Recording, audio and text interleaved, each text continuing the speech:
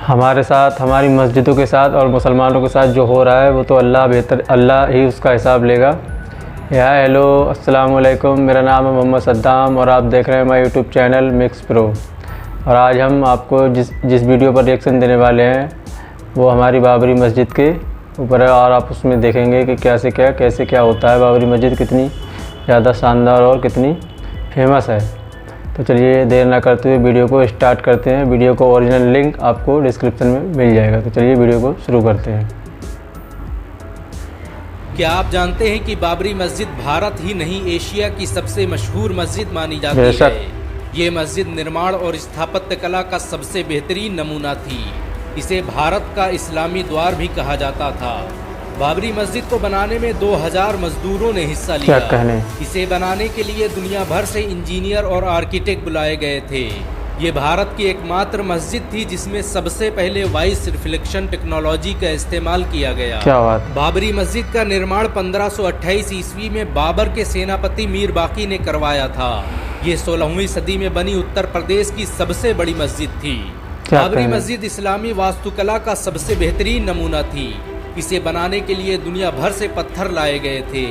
ये भारत की अकेली मस्जिद थी जिसमें सबसे आधुनिक एयर कूलिंग सिस्टम का प्रयोग किया गया। इस मस्जिद में ऐसी तकनीक इस्तेमाल की गई जिससे अंदर कभी गर्मी महसूस नहीं होती थी। बहुत कम लोग जानते हैं कि बाबरी मस्जिद को बनाने के लिए अयोध्या में कई भट्ठे स्थापित किए गए जिनमें खास तरह की ईंटों का निर्माण किया जाता था। इस मस्जिद को बनाने के लिए जिन ईंटों का आविष्कार किया गया वो आज पूरे भारत में इस्तेमाल की जाती हैं। आपको ये जानकर शायद हैरानी हो कि बाबरी मस्जिद कभी अयोध्या की सबसे ऊंची इमारतों में से एक थी। एक समय इसमें पहुंचने के लिए बड़ी बड़ी सीढ़ियों का सहारा लेना पड़ता था। बाबरी मस्जिद में बनी मेहराब 200 फीट ऊंची थी जिसे अजान देने के लिए इस्तेमाल किया जाता था। बाबरी मस्जिद भारत की अकेली मस्जिद थी जिसमें वॉइस रिफ्लेक्शन टेक्नोलॉजी का इस्तेमाल किया गया। बाबरी मस्जिद को इस तरह से डिजाइन किया गया था कि अगर कोई इसके गुंबद के नीचे खड़े होकर बोलता तो उसकी आवाज पूरी बाबरी मस्जिद में सुनाई पड़ती। ये अयोध्या की सबसे बड़ी जामा मस्जिद भी थी। अंग्रेज गवर्नर लॉर्ड विलियम बेंटिक भी बाबरी मस्जिद की तारीफ किए बिना न रह सका। इतिहासकारों की माने तो मीर बाकी ने बगदाद से वजू करने के लिए एक आधुनिक वाश बेसिन मंगवाया जिस पर खड़े होते ही पानी निकलने लगता था। ये वाश बेसिन कई सालों तक बाबरी मस्जिद में इस्तेमाल किया जाता रहा। इसकी खोज मशहूर मुस्लिम वैज्ञानिक इस्माइल अल-जज़री ने की थी। अल-जज़री दुनिया का पहला वैज्ञानिक था जिसने सबसे पहले क्रैंक शाफ्ट को इजाद किया जिसके बगैर आज किसी इंजन को नहीं चलाया जा सकता। उसे फादर ऑफ रोबोटिक्स भी कहा जाता है। 3 गुंबदों पर बनी बाबरी मस्जिद में एक कुआं भी मौजूद था जिसे शिफा वाला कुआं कहा जाता था।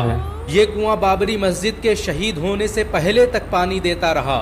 19वीं सदी तक इसे वजू करने के लिए इस्तेमाल किया जाता था।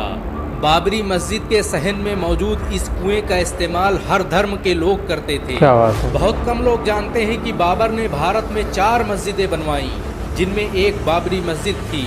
घाघरा नदी के किनारे बनी इस मस्जिद को बनाने के लिए बाबर ने पत्थर काटने वाले 1500 इंजीनियर बुलाए थे। बाबर को आधुनिक टेक्नोलॉजी से बेपनाह मोहब्बत थी। उसने अपने दौर के सबसे आधुनिक हथियारों का इस्तेमाल किया। बारूद और तोप को बनाने की विधि बाबर ही भारत लेकर आया था। बाबर ने बाबरी मस्जिद में नमाज पढ़ाने के लिए इमाम भी नियुक्त किए जो सदियों तक इस्लाम की तबलीग का काम करते रहे। बाबर ने बाबरी मस्जिद का निर्माण तो करवाया लेकिन उसे देखने कभी अयोध्या नहीं आ पाया। बाबरी मस्जिद का निर्माण पूरा होते ही उसकी मौत हो गई। कहा जाता है कि बाबर अयोध्या को मुगल सल्तनत का सबसे ताकतवर केंद्र बनाना चाहता था। यही वजह है कि उसने पूरी ताकत लगाकर अवध रियासत को मुगल सल्तनत का हिस्सा बना दिया। अयोध्या को पहचान दिलाने में बाबरी मस्जिद का बड़ा किरदार रहा। ये निर्माण और स्थापत्य कला का सबसे बेहतरीन नमूना थी।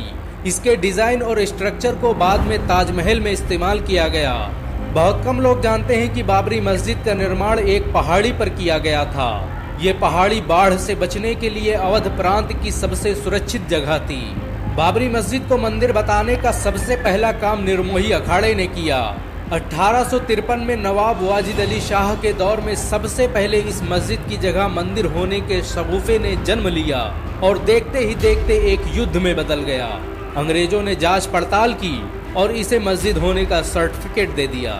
आपको ये जानकर शायद हैरानी हो कि तुलसीदास ने अयोध्या में बैठकर ही रामचरितमानस लिखी, लेकिन उन्होंने किसी मंदिर को गिराकर मस्जिद बनाने का जिक्र नहीं किया और न ही इतिहास की किताबों में इसका कोई ठोस सबूत मिलता है। जज से लेकर सरकारों ने कई बार बाबरी मस्जिद को मुसलमानों का धर्म स्थल बताते हुए ऐतिहासिक फैसले दिए।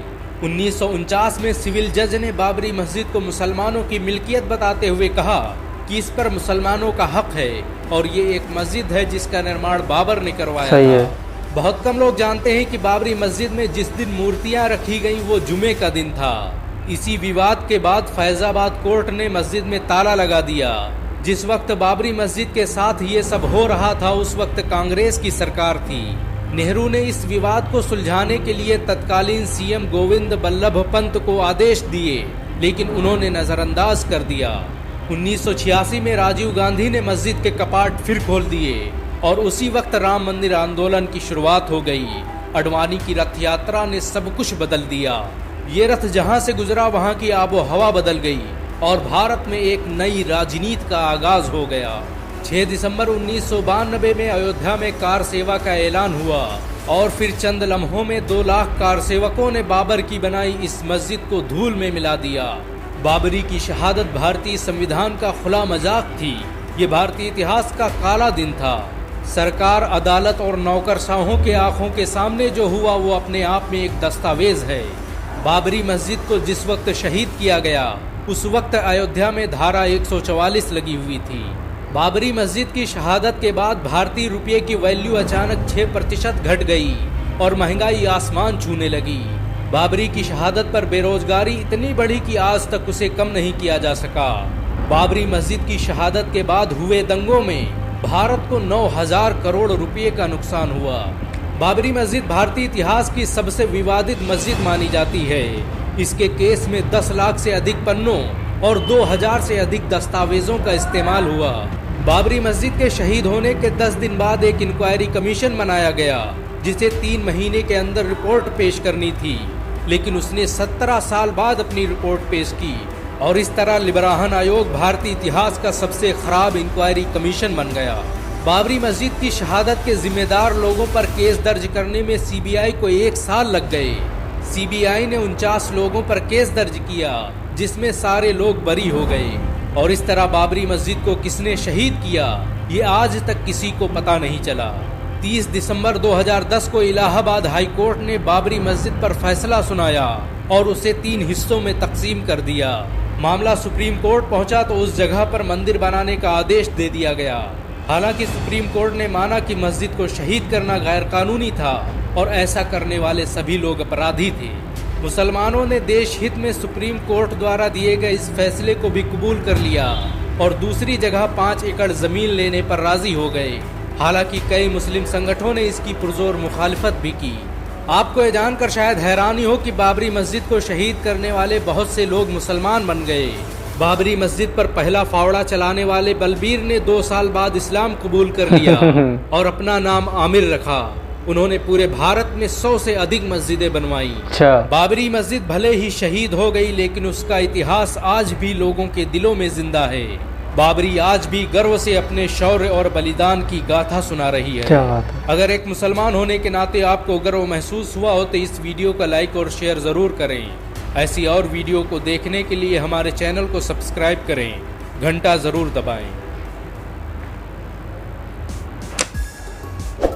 बाबरी मस्जिद का इतिहास और बाबरी मस्जिद का जो हाल हुआ उसे सुनकर आज भी दिल भर आता है। हर मुसलमान का इतना बुरा हाल हो गया ये वीडियो देखकर कि मैं क्या बता नहीं सकता। और हर मुसलमान का जो हकीकत में सच्चा मुसलमान है उसका हमारी मस्जिद को ये हाल देखकर दिल भर आएगा। मगर बाबरी मस्जिद हमेशा मुसलमानों के दिलों में थी और है और रहेगी, हमेशा रहेगी और इंशाअल्लाह एक न एक दिन ये कायम भी होगी।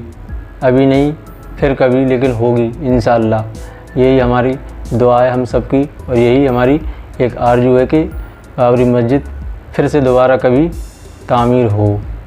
आपको अगर वीडियो अच्छी लगी हो तो वीडियो को लाइक करें और चैनल पर नए हैं तो चैनल को सब्सक्राइब करें। मिलते हैं नेक्स्ट वीडियो में, तब तक के लिए खुदा हाफिज़।